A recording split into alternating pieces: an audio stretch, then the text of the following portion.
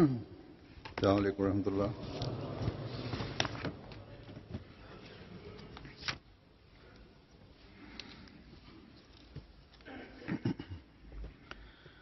أشهد أن لا إله إلا الله وحده لا شريك له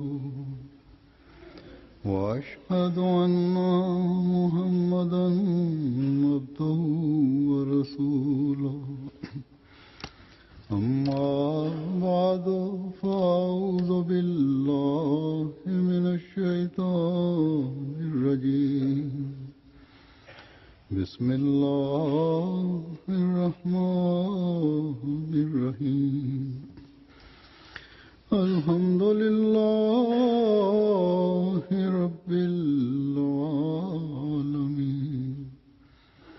الرحمن الرحيم مالك يوم الدين إياك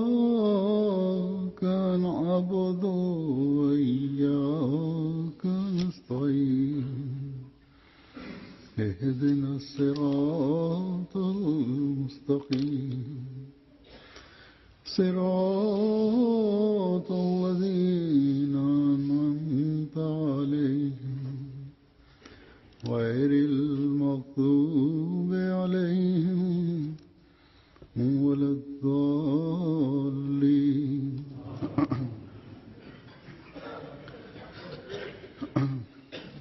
گزشتہ جمعے کو جب میں یہاں مسجد میں آیا ہوں جمعہ پڑھانے تو Vendredi dernier, quand je suis venu pour la prière de Juma, et quand j'ai descendu de la voiture, j'ai vu un grand nombre de membres de la presse qui étaient présents.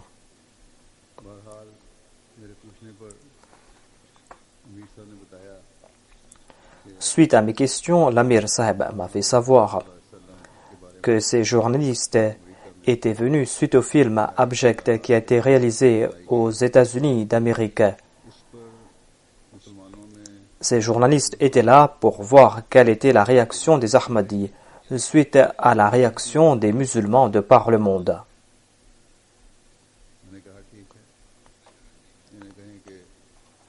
Je leur ai dit que dites à ces journalistes que je vais prononcer un sermon à ce sujet et je vais parler à propos de la réaction que doit démontrer un Ahmadi.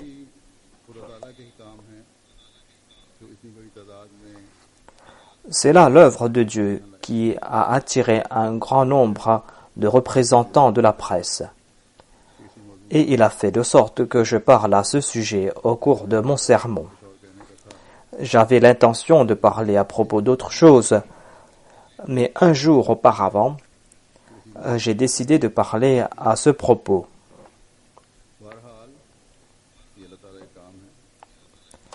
Ainsi, telle est l'œuvre de Dieu. Il nous fait agir selon son désir.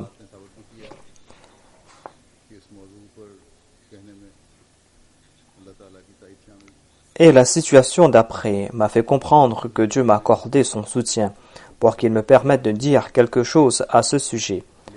En peu de temps, on ne peut pas dire beaucoup de choses.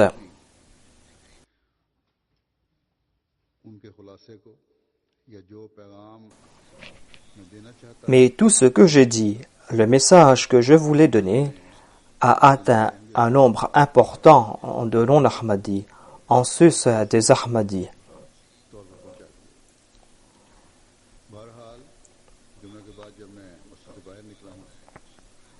En tout cas, après la prière de Juma, lorsque je suis sorti hors de la mosquée, l'Amir Saheb m'a fait comprendre que les gens des médias voulaient me parler pour quelques minutes.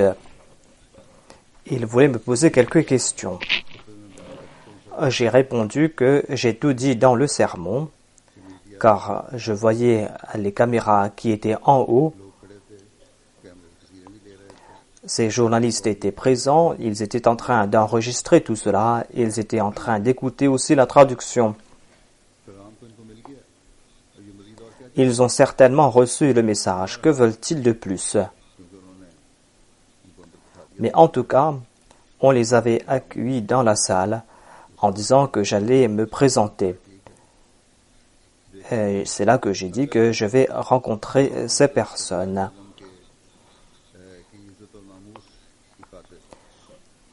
Si pour l'honneur du saint prophète Mohammed Mustafa sallallahu alayhi wa sallam, j'arrive à dire quelque chose, eh bien, je vais parler à ce sujet.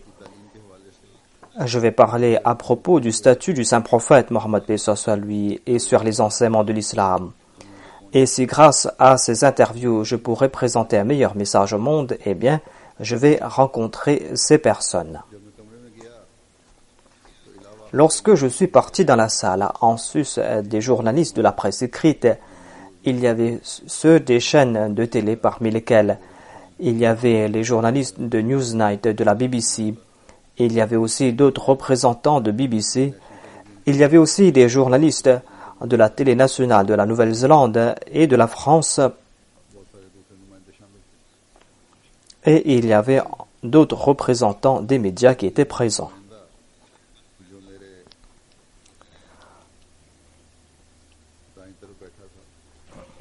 Le journaliste de la Nouvelle-Zélande qui était assis à ma droite a eu l'occasion de poser la première question. Et il m'a dit, que voulez-vous donner comme message? Je lui ai dit que vous avez déjà entendu le sermon, vous avez entendu le message, vous avez déjà écouté la traduction.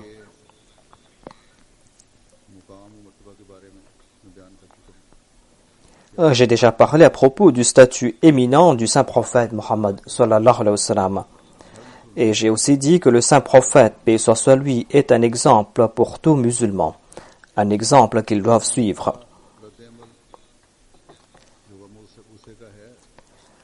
La réaction des musulmans, leur colère et leur peine sont tout à fait justifiées. Cela devrait en être ainsi, même si la réaction est mauvaise en certains lieux. Les gens de ce monde ne peuvent pas comprendre les sentiments que nous éprouvons pour le saint prophète Mohammed sallallahu alayhi wa sallam. Les gens de ce monde ne savent pas à quel point cela nous a blessés.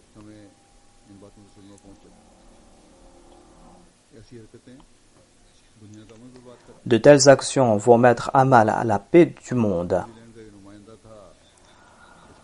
Le journaliste de la Nouvelle-Zélande insistait en disant que ce que vous avez dit sont des paroles très dures. Vous avez dit que ces gens iront en enfer. Ce sont des paroles très dures, a-t-il dit. Voilà donc l'impression qu'il a reçue du ton que j'ai utilisé là-bas.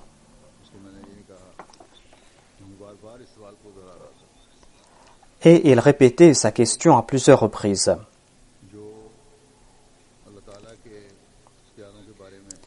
Et j'ai répondu que de telles personnes qui ne cessent de ridiculiser les bien-aimés de Dieu, qui ne cessent de les calomnier et qui ne s'arrêtent pas en dépit des avertissements. Ces personnes qui ne cessent de ridiculiser le prophète de Dieu seront frappées du décret de Dieu. Le décret de Dieu peut frapper et ces personnes peuvent être châtiées. Et Dieu attrape de telles personnes. En tout cas, ce journaliste s'est tu. On dirait que cela l'avait effrayé un peu. Son reportage à ce sujet a été diffusé en Nouvelle-Zélande sur la chaîne nationale. Et ce fut la première fois que l'on a diffusé des nouvelles sur la Jamaat sur la chaîne nationale. Et la Jamaat de là-bas était très content parce qu'on avait parlé à propos de la Jamaat. Il y a eu un reportage sur le sermon et sur l'interview.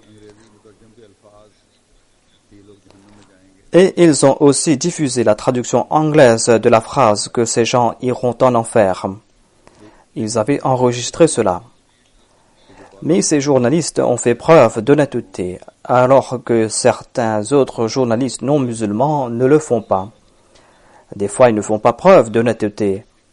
Mais celui-là, afin de pallier toute connotation négative qui pourrait résulter du fait qu'il était en train de citer cette phrase au contexte. Peut-être que Dieu avait mis cela dans son cœur. Donc, pour pallier à toute ambiguïté, il a repris mes propos et a répété aussi ce que j'avais dit là-bas, à savoir que nous condamnons toute manifestation violente et toute émeute.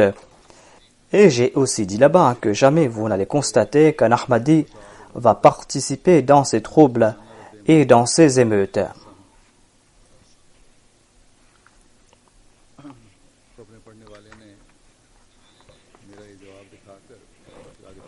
Le journaliste qui a présenté ma réponse a ensuite dit que c'est une minorité parmi les musulmans et ils ont aussi dit que les Ahmadis sont victimes des autres musulmans. Et ils ont dit aussi que nous allons voir si le message de leur calife aura de l'effet sur les autres musulmans en sus des Ahmadis.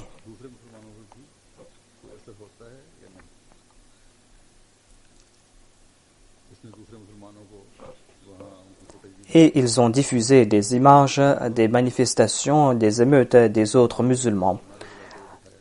Ils ont montré les images des manifestations organisées par les mollahs où il y avait des clameurs et tout. En tout cas, par ce moyen, ce message a atteint à la Nouvelle-Zélande ainsi que les pays avoisinants. Cela s'est fait par le biais des chaînes satellitaires et par des sites web.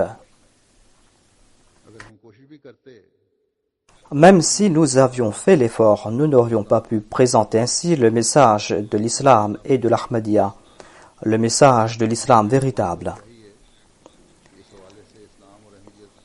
La Jamaat de la Nouvelle-Zélande doit profiter de cette occasion pour transmettre le message de l'islam et de l'Ahmadiyya dans chaque coin et recoin de ce pays.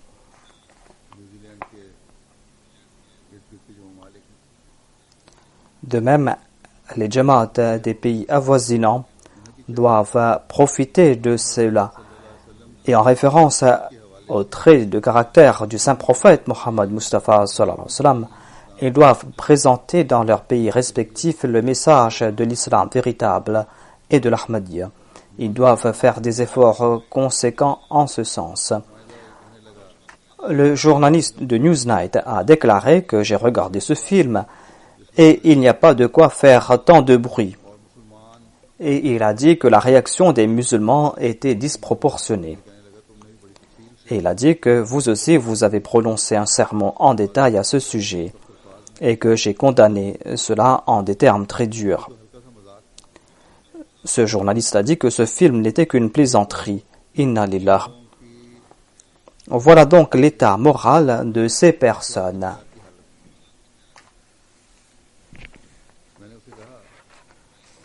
Je lui ai dit tout simplement que je ne sais pas ce que vous avez regardé et je ne sais pas quelle est votre norme à vous. Vous ne pouvez pas imaginer le statut que confèrent les musulmans au saint prophète Mohammed Mustafa sallallahu alayhi wa sallam. Vous ne pouvez pas comprendre l'amour que ressent un musulman pour le saint prophète Mohammed Mustafa sallallahu alayhi wa sallam. Et je lui ai dit que moi je n'ai pas regardé le film.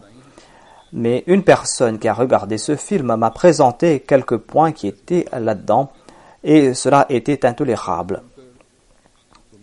En entendant cela, moi je n'ai pas eu le courage de regarder ce film. Mon sang n'a fait qu'un tour en entendant ce qu'on y a montré dans ce film.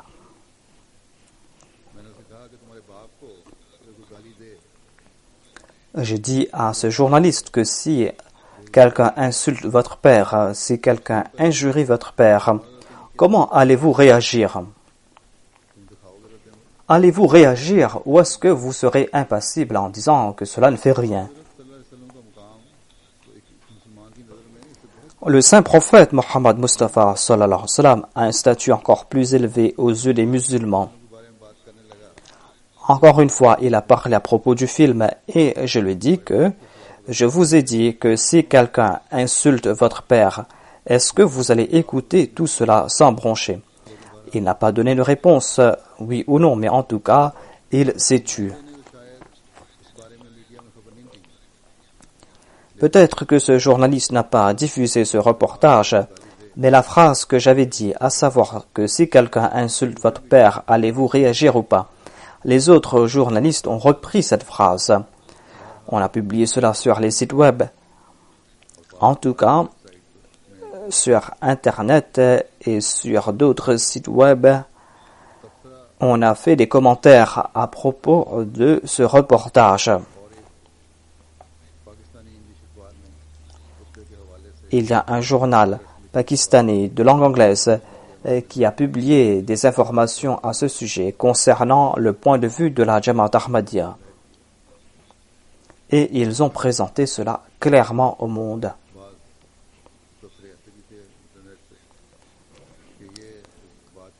Certains ont aussi laissé des commentaires sur ces sites web. D'autres ont fait des éloges. Mais d'aucuns ont déclaré que toute personne de bon sens va dire la même chose et que Mirza Masroor Ahmad n'a rien dit de spécial. Mais Al-Ahmadi m'a dit que j'ai regardé tous ces commentaires, j'ai regardé toutes leurs déclarations, j'ai regardé ce qu'ont dit les ulémas et les leaders. Ils ont dit beaucoup de choses, mais personne n'a dit que on doit envoyer des salutations sur le saint prophète Mohammed bin lui. Seule la Jamaat Ahmadiyya a attiré l'attention à ce sujet. C'est-à-dire que l'on doit ainsi réagir. On doit plus qu'auparavant envoyer des salutations sur le saint prophète sallallahu alayhi wa sallam.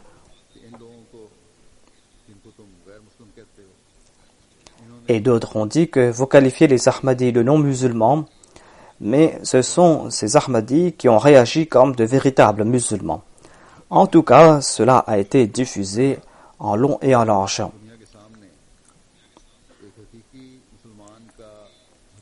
Ainsi, le monde a compris comment doit réagir un véritable musulman. La Jamaat Ahmadiyya présente les véritables enseignements de l'islam et le monde aussi a compris cela. Le monde musulman a reçu ce message quant à la réaction que doit démontrer un véritable musulman.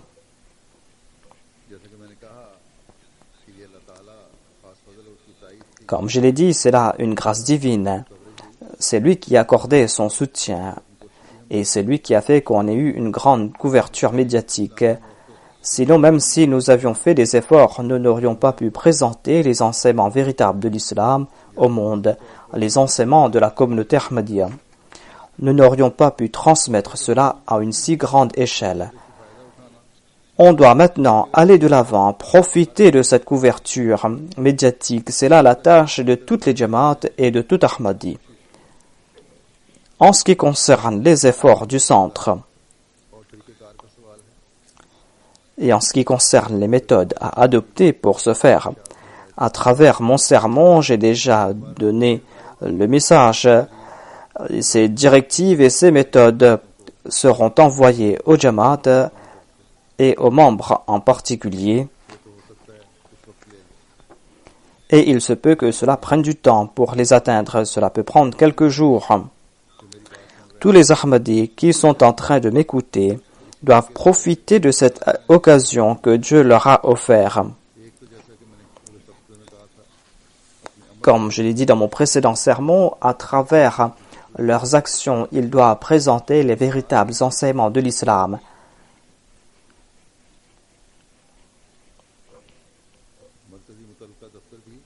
Mais en même temps, les bureaux centraux et les Jamaat aussi doivent traduire immédiatement ce sermon que j'ai prononcé dans leur langue respective et transmettre cela à une grande échelle et d'en faire mention par rapport à la presse et de présenter le point de vue de l'islam à toute personne douée de bon sens.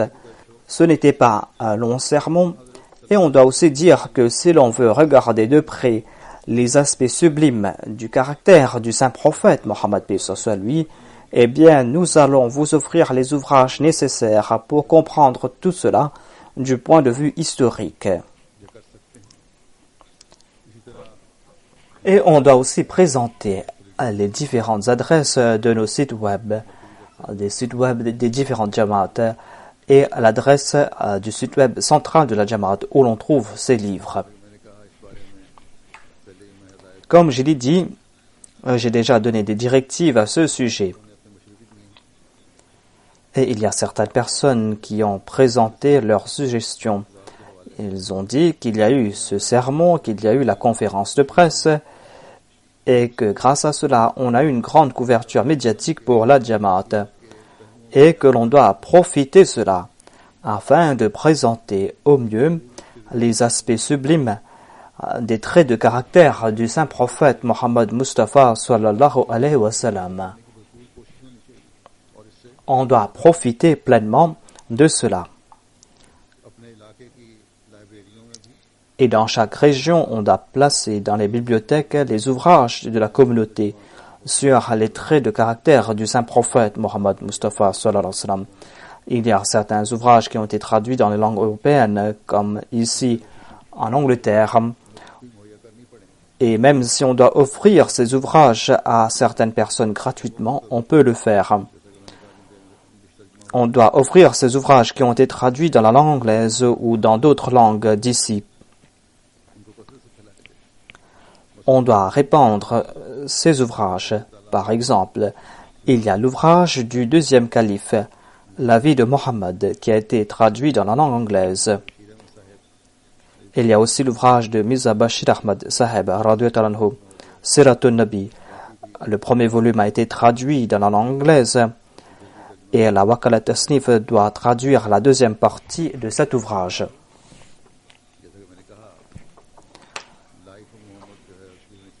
En tout cas, le livre La vie de Mohammed n'est pas un gros ouvrage. Et dans cela, on a évoqué presque tous les aspects des traits de caractère du saint prophète Mohammed Mustafa sallallahu alayhi wa sallam. Cet ouvrage fait partie en fait du livre L'introduction à l'étude du Saint-Coran. Dans cette partie, on a évoqué les faits historiques concernant le saint prophète et concernant son caractère. Et cette biographie du saint prophète Mohammed paix soit lui recouvre la majeure partie de ce livre, l'introduction à l'étude du Saint-Coran. En tout cas, en lisant cet ouvrage, l'on pourra comprendre chaque aspect de la vie du saint prophète Mohammed sallallahu alayhi wa sallam. On doit diffuser cela à une très grande échelle. Le Wakil Ishad et le Wakil Tasnif doivent présenter leur rapport à ce sujet, à savoir dans quelle langue on a traduit cet ouvrage et si on en a dans le stock ou si l'on doit publier cela immédiatement. Je pense qu'on a traduit cet ouvrage dans la langue allemande et française. Ils doivent me présenter leur rapport et nous devons présenter au monde les aspects sublimes des traits de caractère du saint prophète Mohammed Mustafa sallallahu alayhi wa sallam. Voilà notre tâche à nous, voilà les efforts que nous devons faire.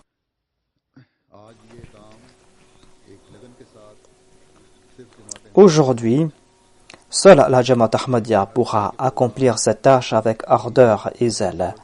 C'est pour cette raison que l'on doit plus qu'auparavant organiser des programmes à ce sujet, on doit organiser des séminaires, des conférences, on doit inviter un grand nombre de non-musulmans. Comme je l'ai dit, mon précédent sermon doit être traduit dans toutes les langues et être publié dans la forme d'un dépliant. Et on doit faire une campagne à ce sujet, tout comme on a fait une campagne concernant la paix. Mais ce travail ne doit pas prendre beaucoup de temps. On doit compléter cette tâche en 1 semaine ou 10 jours. On pourra le faire facilement dans de grands pays. Ces gens ne cessent pas de commettre leurs infamies et ne vont pas s'arrêter là. Et ils profitent de la réaction des musulmans. Et en voyant cela, nous constatons qu'ils veulent blesser davantage nos sentiments.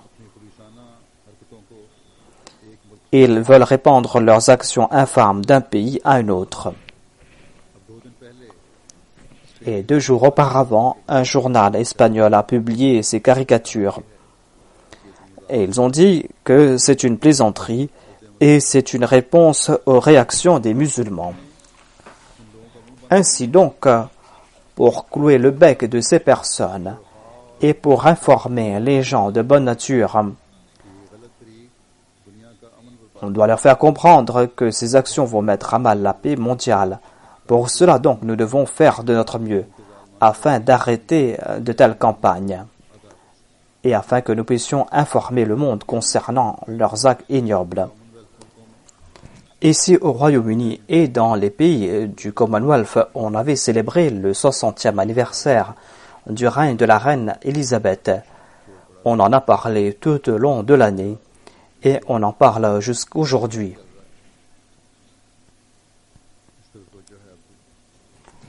À l'époque du Messie premier à l'Islam, lorsqu'on avait célébré le 60e anniversaire du règne de la reine Victoria, le Messie premier à l'Islam avait écrit un ouvrage dont le titre était Torfa Kaysaria et il avait envoyé cet ouvrage à la reine Victoria et avait fait les éloges du gouvernement et prix de justice de la reine Victoria et avait aussi transmis à la reine le message de l'islam. Et il avait aussi parlé à propos des relations entre nations, entre religions et comment établir la paix dans le monde et comment respecter les leaders de chaque religion. Il avait expliqué en détail comment établir la paix.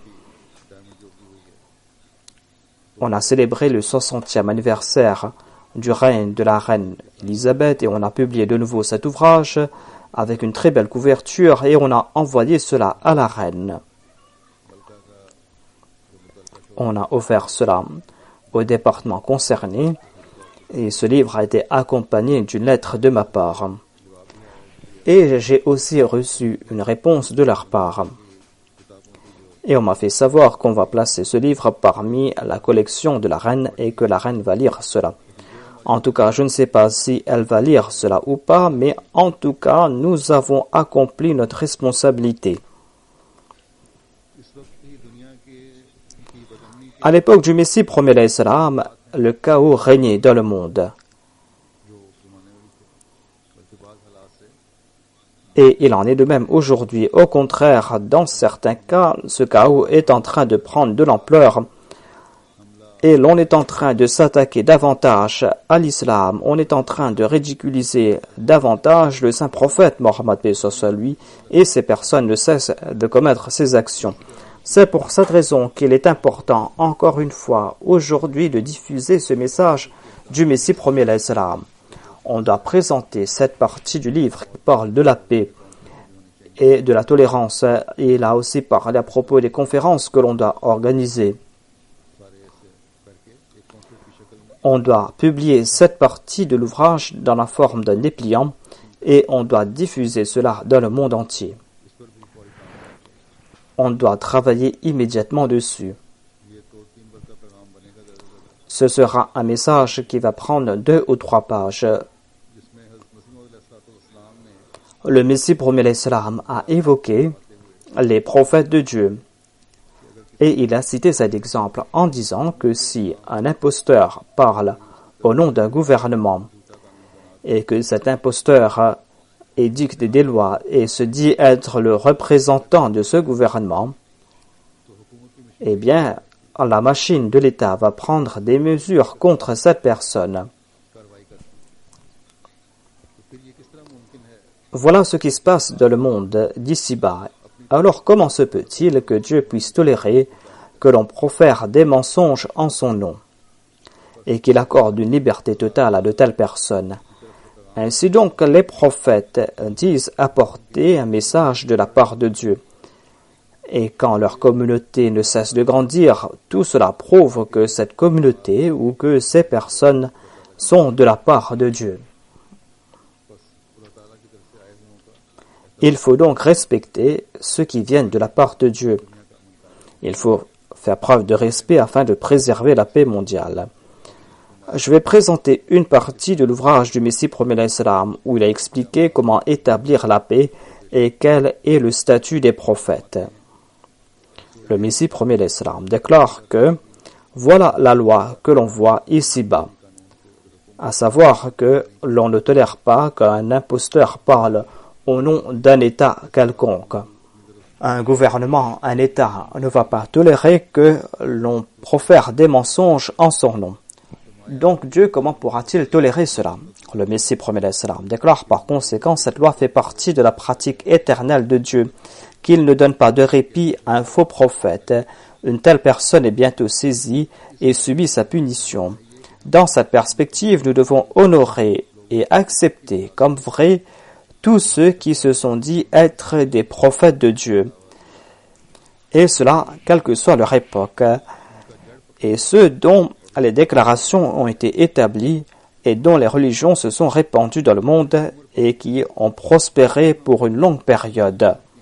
Si nous devions découvrir des erreurs dans leurs écritures ou dans les écritures de ces religions, ou si l'on doit observer une inconduite de la part de leurs disciples, nous ne devons pas attribuer ces défauts et ces lacunes aux fondateurs de ces religions, car il se peut que l'on ait perverti ces écritures.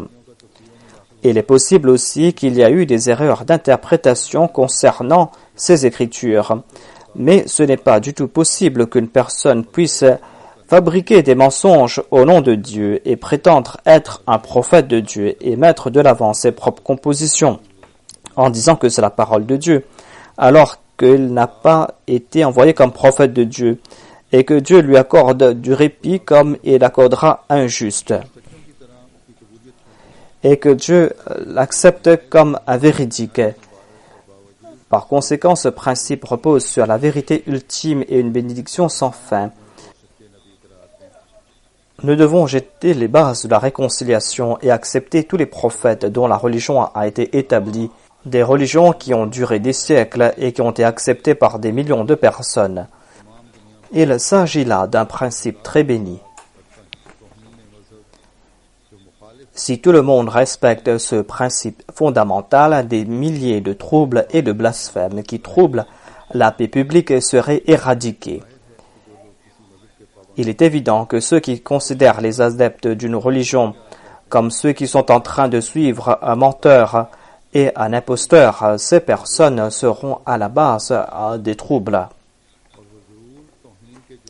Il est certainement coupable de diffamation celui qui fait preuve d'insolence à l'égard de ses prophètes, ceux qui emploient un langage abusif à l'égard de ces personnes et qui perturbent l'harmonie et la paix du grand public.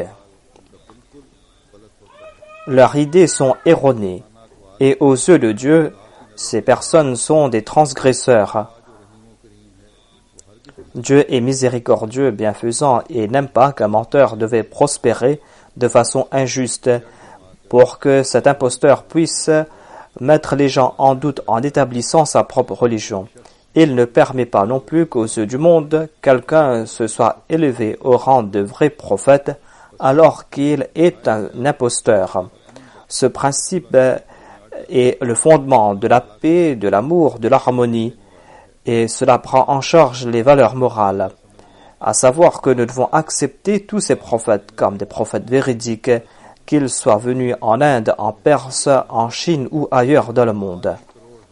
Dieu a inculqué le respect et la grandeur de ces prophètes dans les cœurs de millions de gens. Dieu a renforcé la racine de ces religions qui existent depuis des siècles. C'est le principe que le Coran nous enseigne. À la lumière de ce principe, nous rendons hommage à tous les fondateurs de toutes les religions qui tombent sous cette description. Qu'ils soient les fondateurs des religions des hindous, de la religion des Perses, de la religion des Chinois ou de la religion des Juifs ou de la religion des chrétiens. Mais malheureusement, nos adversaires ne peuvent pas nous traiter de la même manière.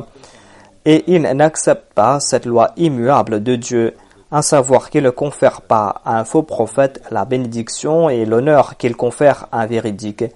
Et la religion d'un imposteur ne prend pas racine, tout comme la religion d'un véridique. Par conséquent, ceux qui diffament les prophètes des autres nations et qui les traitent de menteurs, ces personnes sont toujours ennemis de la paix et de l'harmonie, car il n'y a pas de plus grand malheur que d'insulter les leaders des autres nations. Parfois, une personne préfère mourir plutôt que d'entendre des insultes à l'égard de son guide. Si nous avons quelques objections sur l'enseignement d'une religion, nous ne devrions pas porter atteinte à l'honneur du prophète de cette religion ou de parler de lui de manière inconvenante. Au contraire, nous devons critiquer uniquement les pratiques actuelles de cette nation. C'est-à-dire, s'ils ont commis des fautes, eh bien, on doit critiquer cette nation ou ce peuple, on ne doit pas s'attaquer au prophète. Il déclare, nous devons être certains que le prophète qui a été honoré par Dieu de sorte que des millions de gens l'ont accepté et qui a été accepté pendant des siècles et des siècles, tout cela prouve qu'il a été envoyé par Dieu. S'il n'était pas l'envoyé de Dieu, il n'aurait pas été honoré ainsi par Dieu. Ce n'est pas la pratique de Dieu que de conférer honneur à un imposteur et de répandre sa religion parmi des millions de gens et de sauvegarder sa religion fabriquée de toutes pièces pour une longue période. Par conséquent, une religion qui s'est répandue dans le monde et qui prend racine, cette religion qui a été honorée pour une longue durée, cette religion ne peut pas être fausse dans son origine. Par conséquent, si on doit critiquer quoi que ce soit dans ses enseignements, il y aura 3 raisons pour cela. Il déclare qu'il y a 3 raisons pour lesquelles on peut critiquer cette religion. Il déclare que, premièrement, c'est que peut-être que les enseignements de ce prophète ont été modifiés. Ou peut-être qu'une erreur a été commise dans l'explication des enseignements de ce prophète. Il se peut que les commentaires sont erronés. Et le 3e point est qu'il est possible que nos objections à nous ne soient pas justifiées. C'est-à-dire qu'on n'a pas compris ce qui a été dit. Tout comme on le fait aujourd'hui à propos du saint prophète, Mohammed paix soit sur lui. Ces gens n'ont pas étudié le Coran, l'histoire, et n'ont fait que critiquer le prophète. Le Messie promet l'Islam déclare que certains prêtres soulèvent des objections sur certains principes du Coran, des principes qu'ils acceptent par rapport à la Torah, des principes qu'ils acceptent comme des enseignements de Dieu.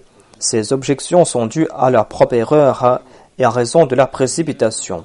En résumé, le bien-être de l'humanité, la paix, l'harmonie, la justice, la crainte de Dieu, la taqwa, c'est de suivre ce principe que nous n'allons pas qualifier de menteurs ces prophètes de Dieu qui ont été acceptés par des millions de personnes et cela pendant des siècles.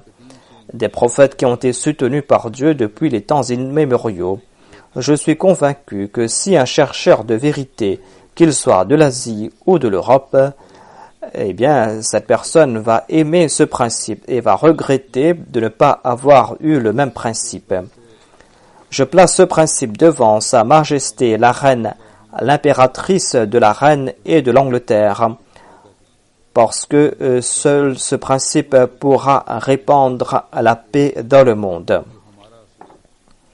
Voilà notre principe à nous. L'islam est fier d'être le seul à présenter ce beau principe. Est-il convenable pour nous de calomnier des sages à qui Dieu a subjugué le monde et devant lesquels des rois se sont inclinés pendant des siècles et des siècles? Est-il convenable pour nous de nous méfier de Dieu en pensant qu'il peut tromper les gens en donnant le statut de véridique à des imposteurs, en faisant d'eux les guides de millions de gens, en donnant à leur religion une longue vie et en montrant des signes célestes en faveur de leur religion? Si Dieu lui-même voulait nous tromper, alors comment pourrions-nous distinguer le bien du mal? Il s'agit d'un principe important. Un faux prophète ne devrait pas jouir de grandeur et d'acceptation telle un véridique. Les plans des menteurs ne doivent pas prospérer à l'instar des activités d'un véridique. C'est pourquoi le premier signe d'un véridique est qu'il jouit du soutien perpétuel de Dieu. Et Dieu plante sa religion dans les cœurs des millions de gens et accorde de longue vie à sa religion. Par conséquent, en ayant en tête le jour de notre mort et le jour de notre récompense, il ne faut pas calomnier de tels prophètes et de si grands sages. Au contraire, nous devons éprouver un respect à l'amour véritable pour ces prophètes. Voilà le premier principe que Dieu nous a enseigné, grâce auquel nous sommes devenus héritiers d'un grand code moral. Le Messie promet l'Islam a aussi déclaré qu'on doit organiser des conférences où l'on évoque les qualités de chaque religion Dans le monde aujourd'hui, l'islam est la première religion en termes de gens qui la pratiquent. C'est la deuxième religion en termes de nombre d'adhérents. C'est pour cette raison que les autres doivent respecter les musulmans et doivent aussi respecter le saint prophète Mohammed, paix soit sur lui. Sinon, cela va créer le chaos dans le monde.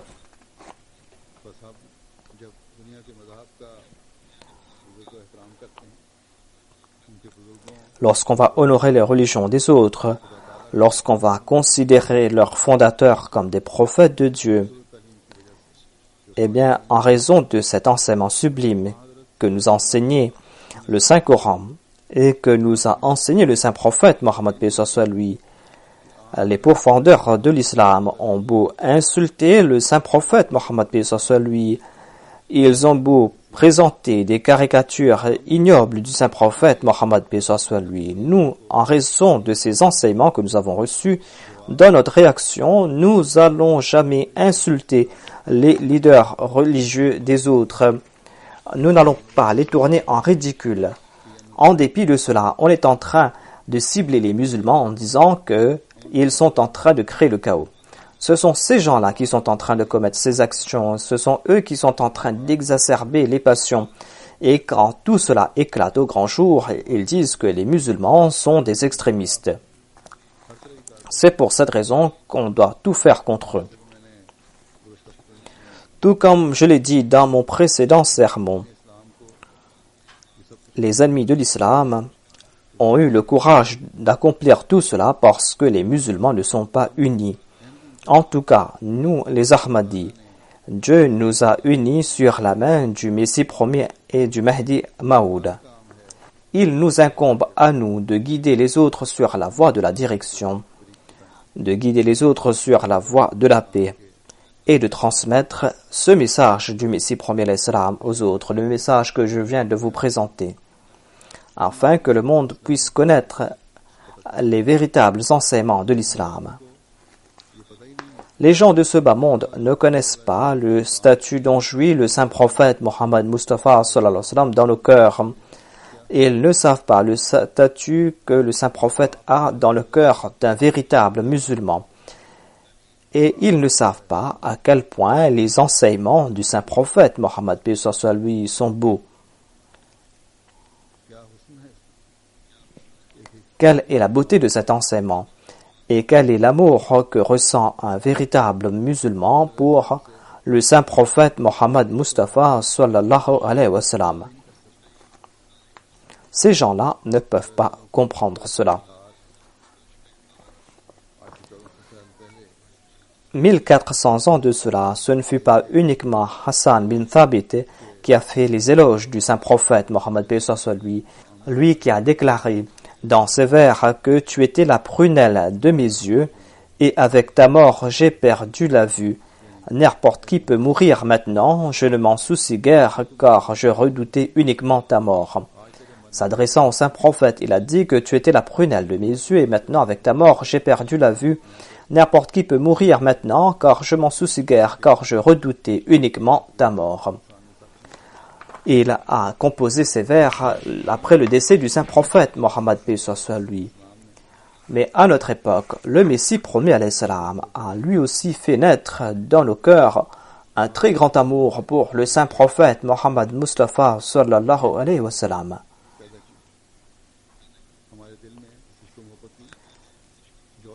Il a ancré cet amour dans notre cœur. Dans un de ses vers en arabe, il déclare, c'est une très longue qasida qu'il a composée en éloge au saint prophète Mohammed paix soit sur lui. Il déclare, قوم رأوك وأمة قد أخبرت من ذلك البدر الذي أصبعني. Certains ont eu la chance de te voir, d'autres ont entendu parler de toi. Ils ont entendu parler de cette pleine lune d'une beauté enchanteresse qui m'a envoûté. يبكون من ذكر الجمال صبابة وتألما من لوعة الخجران. Inspiré par ton amour, ô saint prophète, c'est avec les larmes aux yeux que les gens se rappellent de ta beauté. Le cœur meurtri par leur éloignement de toi. Ensuite, dans ces vers, il déclare Wa aral quluba ladda hanajiri kurbatan wa aral quruba tusiluhal aynani. Je vois leur cœur battre avec anxiété, comme s'ils remontaient dans leur gorge, et je vois leurs yeux affligés, prêts à pleurer. Dans le dernier vers de cette qasida que nombre d'enfants ont mémorisé, il déclare Jismi yatwiru ilayka min shawqin ala ya layta kanat quwwata tayrani. Mon corps veut s'envoler vers toi d'une envie immense. Ainsi seulement je pouvais voler. Voilà l'amour que le Messie promet l'Islam a fait naître en nous. Et les gens de ce bas monde disent que ces plaisanteries ne vont pas faire de différence. Lorsque la moralité tombe si bas, et quand elle commence à toucher le fond au lieu de monter au sommet, c'est là que la paix mondiale sera mise à mal. Mais comme je l'ai dit, nous devons faire de notre mieux, de notre part, de présenter les différents aspects de la vie du saint prophète Mohammed Mustafa sallallahu alayhi wa sallam. Pour cela, il y a ce livre complet qui est la vie de Mohammed. C'est une partie du livre, l'introduction à l'étude du Saint-Coran. Tout Ahmadi doit lire cet ouvrage. On y trouve presque tous les aspects du caractère du saint prophète Mohammed Mustafa sallallahu alayhi wa sallam. Si vous êtes intéressé, vous pouvez lire les autres livres qui concernent la biographie du saint prophète Mohammed paix soit lui. Et par des prises de contact, par des articles, par des dépliants, par différents moyens, vous devez informer les autres sur la beauté du saint prophète Mohammed Mustafa sallallahu alayhi wa sallam. Qu'Allah fasse que tout Ahmadi puisse accomplir ce grand devoir, qu'Allah accorde l'intelligence nécessaire au monde, afin que les justes puissent rejeter ceux qui sont coupables de ces caricatures ignobles, ceux qui expriment ainsi leur animosité à l'égard de l'islam. Il faut qu'ils rejettent cela afin que le monde soit à l'abri du chaos, afin que le monde soit à l'abri de la colère de Dieu. Après la prière de Juma, je vais diriger la prière funéraire de Mukarram Maulana Nasrullah Khan Nasir Saheb. Il fut missionnaire et est décédé le 23 septembre suite d'une crise cardiaque. Il avait 72 ans. Inna lillahi wa inna ilayhi raji'un. Il habitait au Royaume-Uni et il était le fils de Chaudhry Maher Allah Dita Saheb. En 1918, son père avait parcouru le voyage à pied de son village à Sialkot pour prêter allégeance sur les mains du deuxième calife. Nasrullah Khan Saheb a dédié sa vie en l'an 1960. Il a fait ses études à la Jamia Ahmadiyya de Rabwa. Au cours de ses études, il a publié son premier article sous le titre que le calife ne peut être destitué. Cet article a été publié dans Al-Fazal de Rabwa. C'était un intellectuel et il fut aussi éditeur du magazine de la Jamia Ahmadiyya. Et il avait écrit plusieurs articles dans les journaux de la communauté.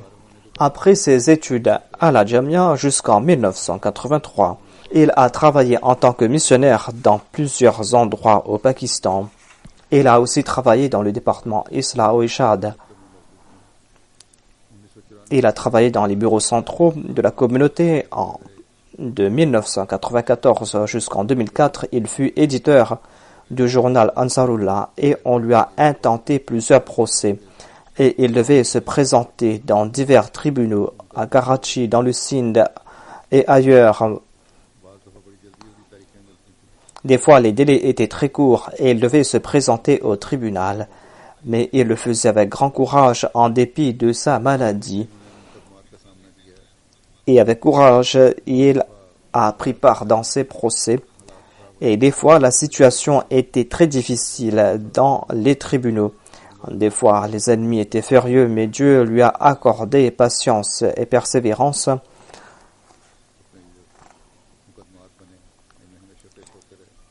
Et il s'est toujours présenté dans ses procès.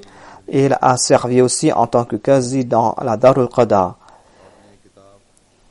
Il avait écrit un ouvrage, Ashab al-Sidq wa Safa, qui concerne les 313 compagnons du Messie promis alayhi salam.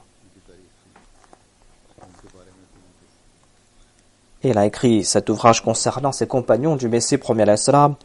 Il a écrit ensuite d'autres ouvrages. C'était une personne très simple, qui passait son temps dans la prière, qui avait confiance en Dieu, qui était circonspect, et il était aussi moussi par la grâce de Dieu. Qu'Allah lui accorde son pardon et qu'Allah fasse que ses enfants puissent suivre ses pas et perpétuer ses bonnes œuvres, et qu'Allah lui accorde une place au paradis. Je vais diriger sa prière funéraire après la prière Juma. Je vais sortir à l'extérieur pour la prière. Vous devez prier ici à l'intérieur de la mosquée.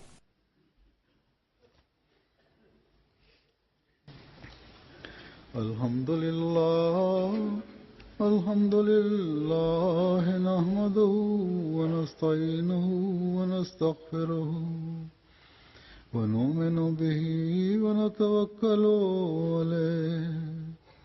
ونعوذ بالله من شرور أنفسنا ومن سيئات أعمالنا من يهده الله فلا مضل له ومن يضلل فلا هادي له ونشهد أن لا إله إلا الله ونشهد أن محمدا عبده ورسوله